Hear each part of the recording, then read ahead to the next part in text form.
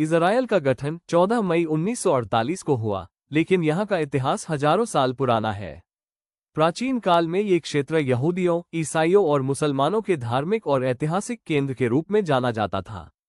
19वीं सदी तक यह इलाका पहले मिस्र, फिर तुर्की, ओटोमन साम्राज्य और फिर प्रथम विश्व युद्ध के बाद ब्रिटेन के अधीन रहा। इजरायल बनने से पहले यहाँ फिलिस्तीन नामक क्षेत्र था, जिसमें यहूदी और बड़ी संख्या में अरब, फिलिस्तीनी, मुसलमान और ईसाई बसते थे। ब्रिटिश शासन के दौरान यहूदियों का पलायन तेजी से बढ़ा, क्योंकि बाल्फोर घोषणा 1917 के तहत यहूदियों के लिए राष्ट्रीय घर बसाने की बात कही गई। 1947 में संयुक्त राष्ट्र ने इस क्षेत्र को दो हिस्सों, यहूदी और अरब, में बांटने का प्रस्ताव रखा, मगर अरब देशों ने इसे स्वीकार नहीं किया। इसके बाद 1948 में इजरायल स्वतंत्र राष्ट्र बन गया और पड़ोसी अरब देशों से उसकी पहली जंग हुई।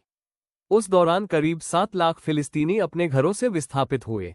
आज इजरायल और फलस्तीन के बीच विवाद का मुख्य कारण भूमि और बस्तियां हैं।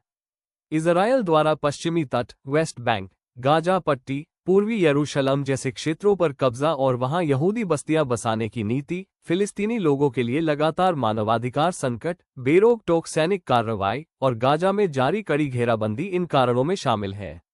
अभी जो संघर्ष चल रहा है उसमें इजरायल सेना गाजा में हमले कर रही है, जिसमें आम नागरिक, बच्चे, महिलाएं प्रभावित हो रहे हैं। संयुक्त राष्ट्र और तमाम संस्थाएं इसे मानवीय त्रासदी और अंतर्राष्ट्रीय कानूनों का उल्लंघन मानती है। सारांश: इजरायल बनने से पहले यहाँ फिलिस्तीन था, जिसमें अरब आबादी अधिक थी।